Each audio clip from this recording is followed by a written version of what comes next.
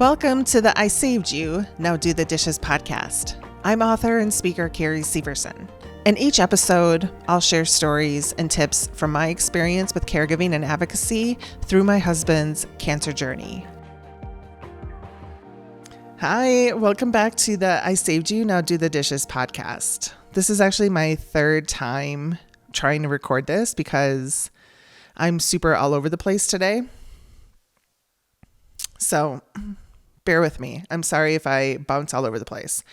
If you haven't been here before, I'm Carrie Severson. I talk about my caregiving experience supporting my husband during his cancer journey in 2024. I share tips I learned in terms of like resources and what's out there for caregivers. I am in burnout recovery work and I have been doing this for like a decade. So I love sharing burnout and trauma recovery techniques because caregiving burnout is a real thing. There's also a thing called compassion fatigue, which is really common as well. And a lot of healthcare professionals actually experience that in addition to burnout. But I talk about caregiving burnout because, that's a real thing. And I'm so grateful that you're here. Would love to know where you're listening from if you have any caregiving experience. The more people reach out to me, the better, because it gives me an understanding of how this is landing and how you're appreciating or, what you would prefer to hear. It is really emotional. I'll have to say that, like, I hear from people out of the blue that thank you so much for sharing. It's so inspirational. And that gets me because I don't think our story is unique. We had a really rocky experience. My husband fell through the cracks in the oncology department. A radiation PA was really nasty to him. I had to remove her from his team. I had to file complaints against, certain people at the hospital. And caregiving for him and advocating for him, it's the advocacy component more than anything. Both, actually. They were both really truthfully, they were traumatizing to me, to my body, to my cellular network. And so to hear people say like, oh, your story is inspirational, it gets me because so many people are actually going through what we went through. But I think we put so much love and light around healthcare workers because their jobs are hard, and not as much love and light around the caregivers. And so I'm really honored to be a part of this gap here of trying to bridge the caregiving, family caregivers, and the healthcare community. Would love to, to be more involved in that. But today, I really wanted to share, really focus on the burnout recovery tips and tools. And I'm seeing a lot of reminders, self-care reminders. But when you're in the thick of it and you're holding your breath, praying, today goes well, test results come back good, you don't have to fight your person you're caring for, or traffic. You're tired of having to rearrange your life. When you're in the thick of it, so often it's really easy to not look at your own self-care, to just go into fix-it mode or do-it mode. What is that? Pilot mode? Autopilot? We were just getting shit done, right? So here are some things you can do sitting in the waiting room, the doctor's office.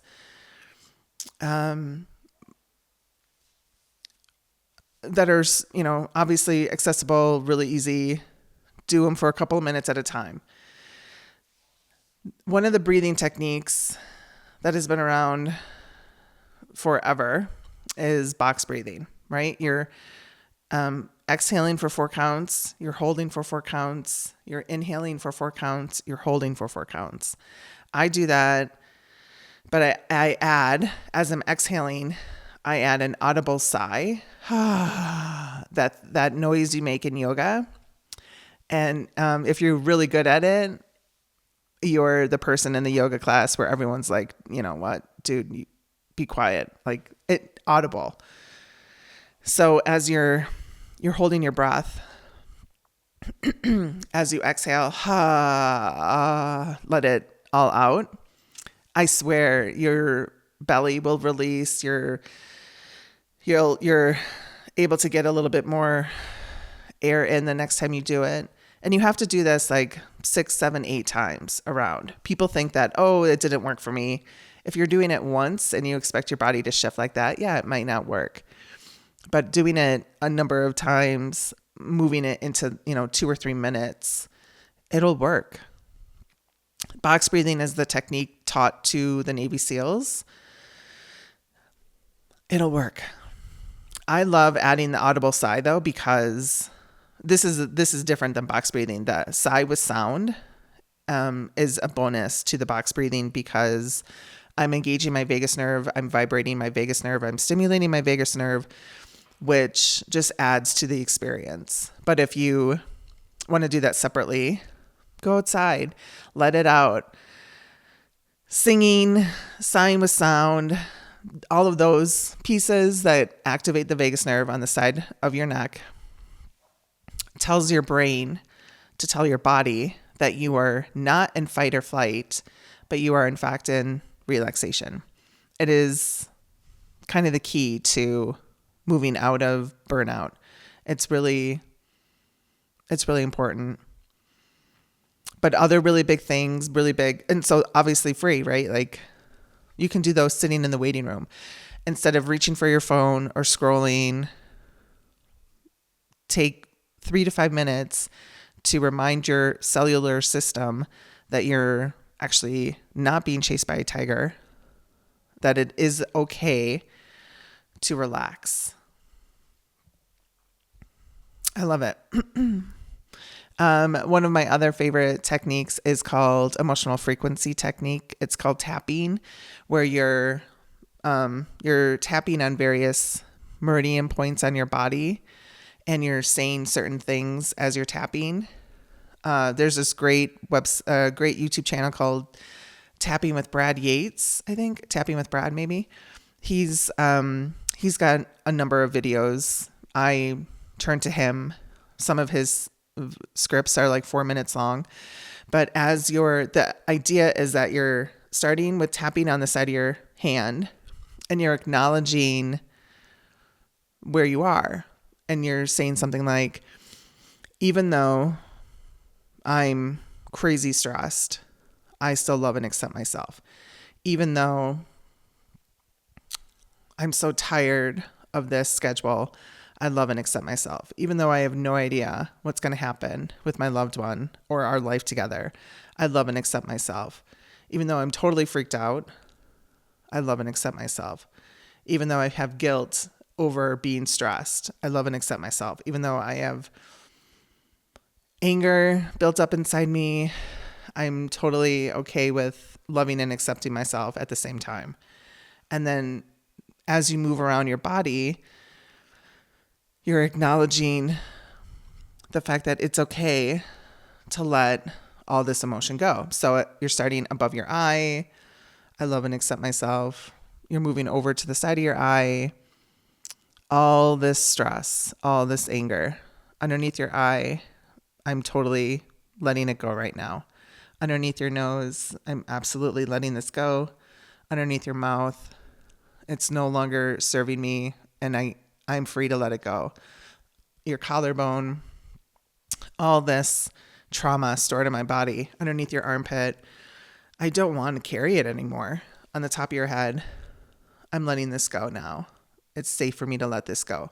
And you're going to move around your body, your eyes, underneath your nose, underneath your lip, your collarbone, underneath your arm, and the top of your head several times until you start to feel like your body is kind of loosening up and the trauma stored in your body is coming to the surface. Chances are you're going to have a really big, ugly cry. So I recommend doing this one in like the waiting room bathroom or maybe in your car. I actually would find a spot on the radiation floor in the corner behind this tree. I actually would sit on the floor and nobody acknowledged me. There would be a couple of nurses walking back and forth, but besides that, I didn't actually ever see anybody. And I would do this. I would do my box breathing. I would sigh with sound. I would actually practice yin yoga on the floor, and I would do tapping. I would ugly cry, and then, a small wave of peace would wash over my body. And I had this routine while my husband was getting radiation. And Gavin had, I'd say by week 3, maybe week 4, he was having panic attacks in the radiation machine because he had this side effect where his mouth would fill with mucus. He had head and neck cancer. His mouth would fill with mucus and he couldn't breathe. He would literally start choking, and he was so freaked out he was going to suffocate in radiation that he had to be sedated in order to do radiation. And so his radiation appointments were actually quite long just because they had to wait for the sedation to kick in, which then meant I was at the hospital longer, and my self-care routine included a variety of things. So EFT tapping was definitely something I utilized. Check out Brad Yates. It's fantastic. I love it. I do it all the time. I think Pink actually talks about this too. I think she's a big fan of tapping. But it is incredibly important that you take care of yourself while you're in the throes of crazy and trauma and hardship, because we're important as well, right? Caregivers make this whole thing work. We're the glue that keeps our patients in their appointments, that keeps our patients alive, right? At home, we're responsible for a lot of things: feeding tubes, dosing. I was actually a part of a listening session with the National Alliance for Caregiving and Cancer Care, where me and 3 other caregivers around the country talked about our experience learning on the fly how to take care of our patients at home. I got taught how to hand feed my husband through the feeding tube while I was holding discharge papers, and I was taught with water. I was never taught with formula of how fast to go or how much.